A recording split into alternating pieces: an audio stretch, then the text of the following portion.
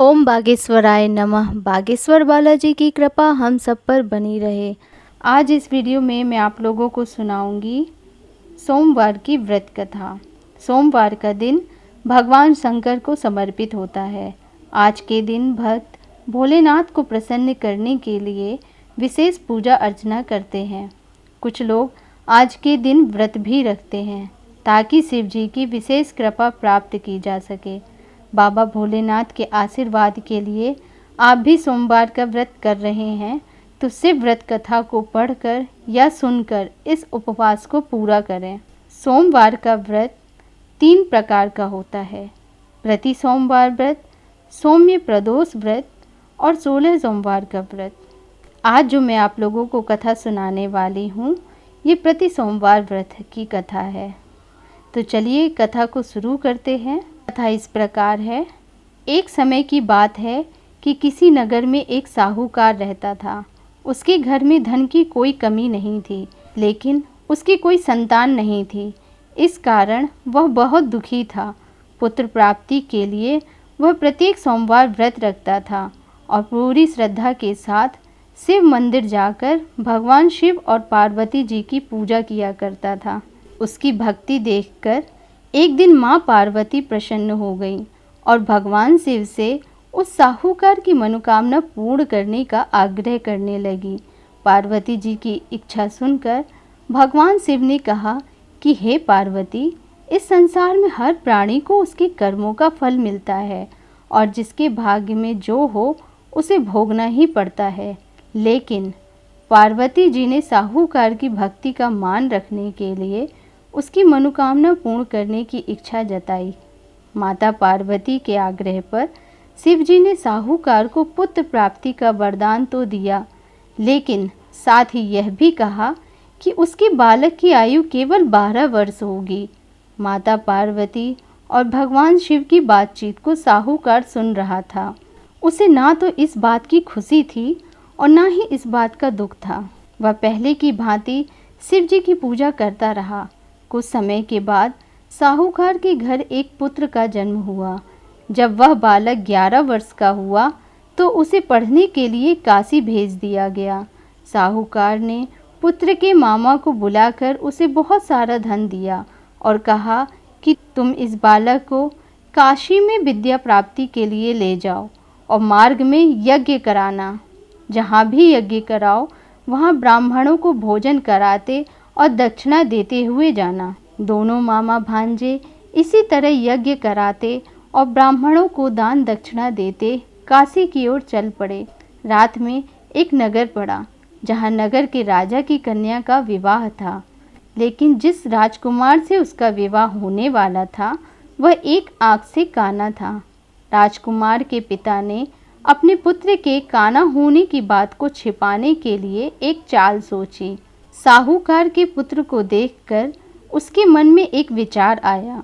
उसने सोचा, क्यों न इस लड़के को दूल्हा बनाकर राजकुमारी से विवाह करा दूं। विवाह के बाद इसको धन देकर विदा कर दूंगा और राजकुमारी को अपने नगर ले जाऊंगा। लड़के को दूल्हे के वस्त्र पहनाकर राजकुमारी से विवाह कर दिया गया। लेकिन साहूकार का पुत्र ईमानदार था। उसे यह बात न्याय संगत नहीं लगी। उसने अवसर पाकर राजकुमारी की चुन्नी के पल्ले पर लिखा कि तुम्हारा विवाह तो मेरे साथ हुआ है, लेकिन जिस राजकुमार के संग तुम्हें भेजा जाएगा वह एक आँख से काना है। मैं तो काशी पढ़ने को जा रहा हूँ। जब राजकुमारी ने चुन्नी पर लिखी हुई बातें पढ़ी तो उसने अपने माता पिता को यह बात बताई। राजा ने अपनी पुत्री को विदा नहीं किया, जिससे बारात वापस चली गई। दूसरी ओर साहूकार का लड़का और उसका मामा काशी पहुँचे और वहाँ जाकर उन्होंने यज्ञ किया। जिस दिन लड़के की आयु 12 साल की हुई उसी दिन यज्ञ रखा गया। लड़के ने अपने मामा से कहा कि मेरी तबीयत कुछ ठीक नहीं है। मामा ने कहा कि तुम अंदर जाकर सो जाओ। शिवजी के वरदान के अनुसार कुछ ही देर में उस बालक के प्राण निकल गए। मृत भांजे को देख उसके मामा ने विलाप शुरू किया। संयोगवश उसी समय शिवजी और माता पार्वती उधर से जा रहे थे। पार्वती जी ने भगवान से कहा, स्वामी, मुझे इसके रोने के स्वर सहन नहीं हो रहे। आप इस व्यक्ति के कष्ट को अवश्य दूर करें। जब शिवजी मृत बालक के समीप गए तो वह बोले कि यह उसी साहूकार का पुत्र है जिसे मैंने 12 वर्ष की आयु का वरदान दिया था। अब इसकी आयु पूरी हो चुकी है। लेकिन मात्र भाव से विभोर माता पार्वती ने कहा कि हे महादेव, आप इस बालक को और आयु देने की कृपा करें, अन्यथा इसके वियोग में इसके माता पिता भी तड़प तड़प कर मर जाएंगे। माता पार्वती के आग्रह पर भगवान शिव ने उस लड़के को जीवित होने का वरदान दिया। शिवजी की कृपा से वह लड़का जीवित हो गया। शिक्षा समाप्त करके लड़का मामा के साथ अपने नगर की ओर चल दिया। दोनों चलते हुए उसी नगर में पहुँचे जहाँ उसका विवाह हुआ था। उस नगर में भी उन्होंने यज्ञ का आयोजन किया। उस लड़के के ससुर ने उसे पहचान लिया और महल में ले जाकर उसकी खातिरदारी की और अपनी पुत्री को विदा किया। इधर साहूकार और उसकी पत्नी भूखे प्यासे रहकर बेटे की प्रतीक्षा कर रहे थे।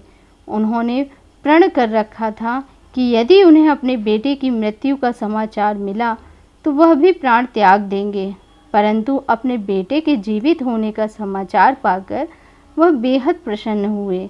उसी रात भगवान शिव ने व्यापारी के स्वप्न में आकर कहा, हे श्रेष्ठ, मैंने तेरे सोमवार के व्रत करने और व्रत कथा सुनने से प्रसन्न होकर तेरे पुत्र को लंबी आयु प्रदान की है। इसी प्रकार जो कोई सोमवार व्रत करता है या कथा सुनता है और पढ़ता है, उसके सभी दुख दूर होते हैं और समस्त मनोकामनाएं पूर्ण होती हैं। तो ये थी सोमवार की व्रत कथा।